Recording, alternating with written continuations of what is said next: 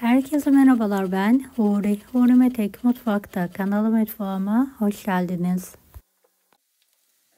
Evde salatalık, turşusu ve havuç varsa mutlaka bu mezeyi deneyin. Gerçekten çok lezzetli oluyor. Evet, tarifimiz için 2 adet havuç kullanıyorum. Kabuklarını soydum, yıkadım ve rendeliyorum.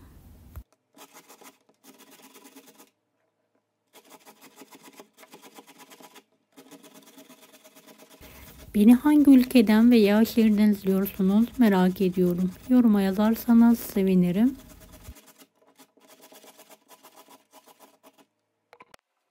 Geniş bir tavanın içine 2 yemek kaşığı sıvı yağ, rendelediğim havuçları ekliyorum.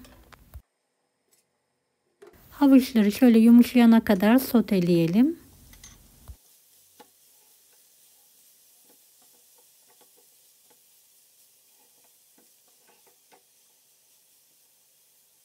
Ara sıra mutlaka karıştıralım.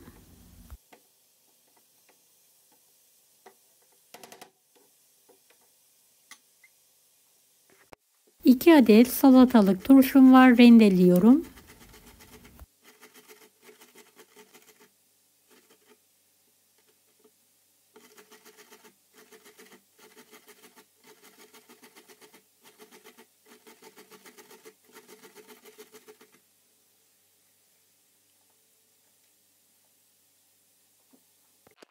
Sotelediğim havuçları şöyle geniş bir borcamın içine alıyorum ve soğutmaya bırakıyorum.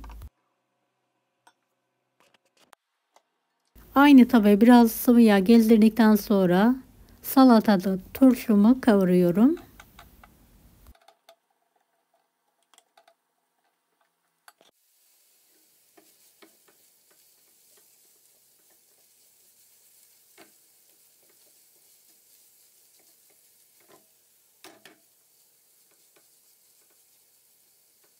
Evet, kokusu çıkana kadar kavuralım.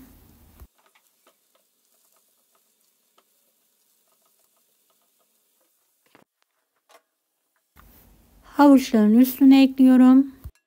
3-4 adet cevizi de kavurduktan sonra üzerine ekliyorum. Soğuttuktan sonra 3-4 diş sarımsak rendeliyorum.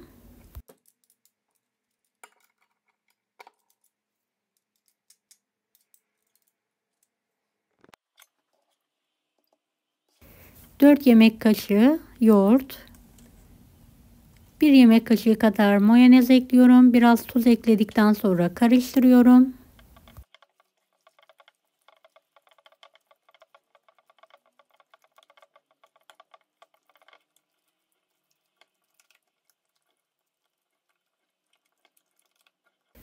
Kapağını kapatarak buzdolabında dinlenmeye bırakıyorum.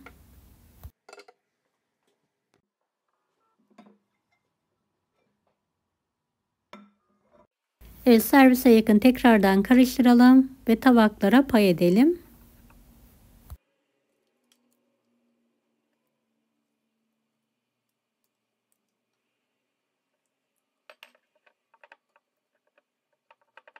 Havuç mezesini mutlaka salatalık turşusuyla deneyin. Gerçekten çok lezzetli oluyor. Deneyecek olan herkese şimdiden kolaylıklar dilerim. Kanalıma ücretsiz abone olmayı unutmayın. Allah'a emanet olun. Hoşça kalın.